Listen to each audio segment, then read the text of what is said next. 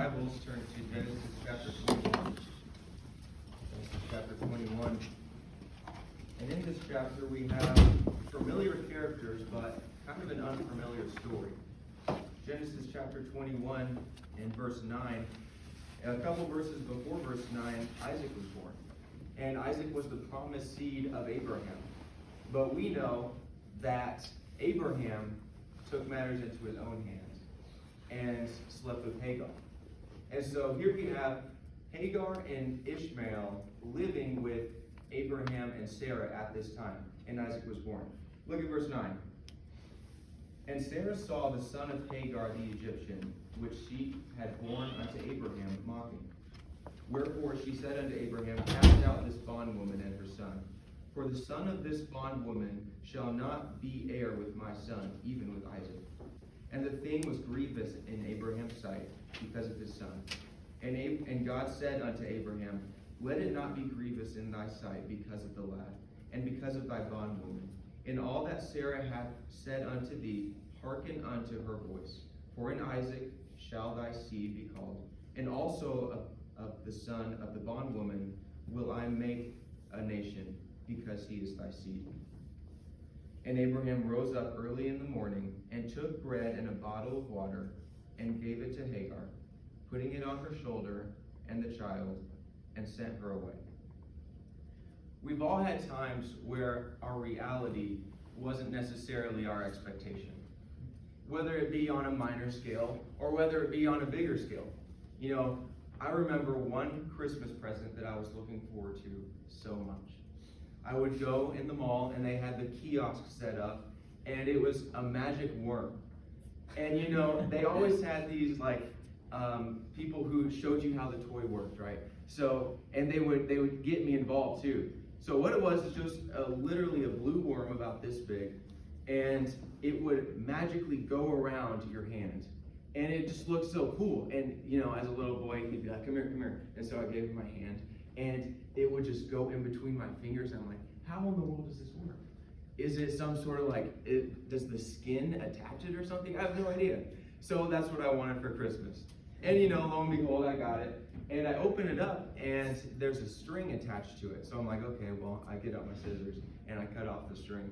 And my sister got the same present, right? And so my grandpa was like, before you cut off the string, wait. And so I just cut it off. I don't need the string. But it turns out that it was literally just a string connected to a worm, and the worm followed the string. And that was like one of the biggest disappointments, because I thought it was so cool, but it was just a string. You know, Hagar had some unfulfilled expectations, which brought her face to face with an unknown future. You know, maybe that's you. Maybe not right now, but maybe in a little bit, you're going to have unfulfilled expectations, which bring you face to face with the dark tunnel of uncertainty. We're about to graduate from college, at least hopefully within 4 years, all of us. And, you know, it's scary after graduation facing that unknown. I went out to a ministry this last weekend, and it was fun, but it brought me to the reality that I am not ready for this. This is scary. But in times of unknown and in times of uncertainty, when our expectations weren't the reality, and when it brings us face to face with unknown, there are 3 known actions in unknown times. Or in other words, what to do when we don't know what to do.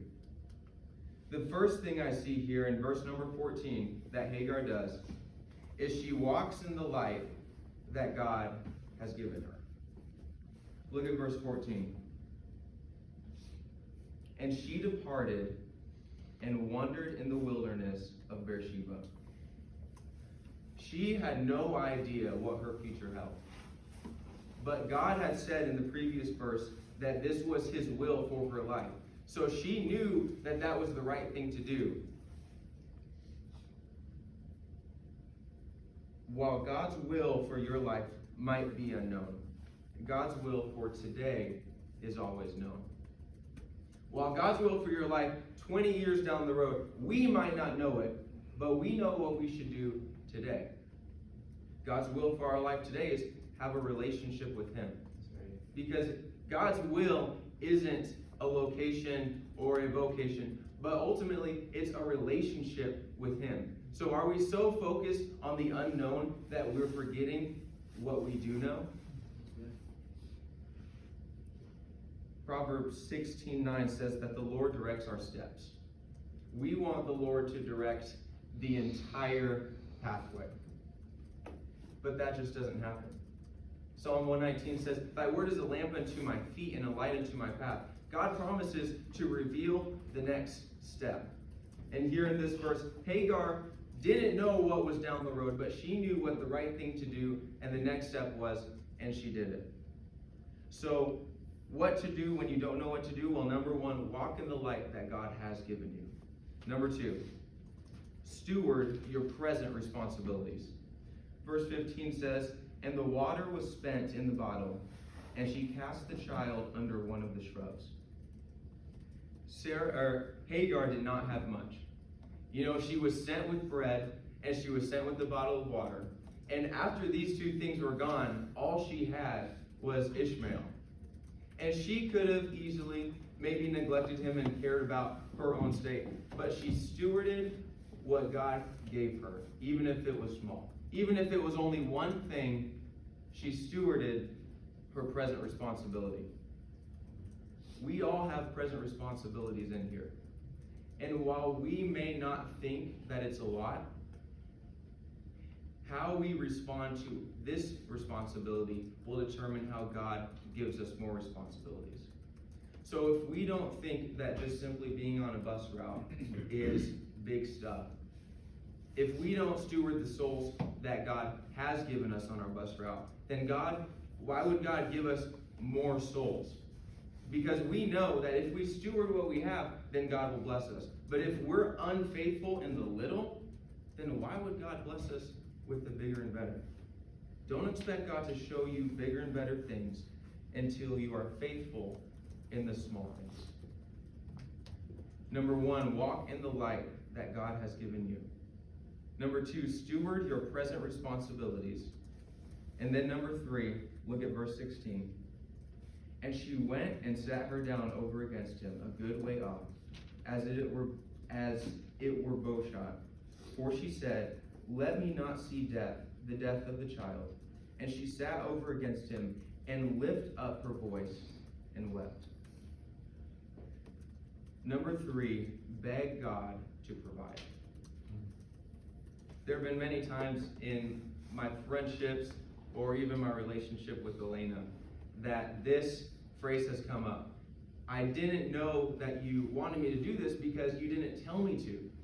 We think that, the other person is a mind reader, right? And there have been many times where it just brings so much frustration because I want her to do something that I don't communicate to her, or she wants me to do something that she hasn't communicated to me. Many times we mystify our relationship with God. We think that, we don't necessarily have to pray because He knows. But here in this passage, Hagar brought her need before God. And we see Hagar wept. And she was so burdened for her present state. We shouldn't mystify our relationship with God and think that we don't need to pray. Why do we expect God to provide for us if we don't simply ask Him?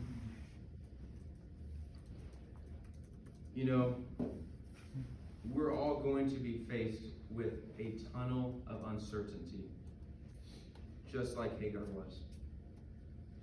Are we going to walk into that tunnel trusting that God will provide? Or are we going to live in fear, crippled by the unknown, and never do anything for God? Uncertainty is inevitable, but we can be certain that God will provide. Amen.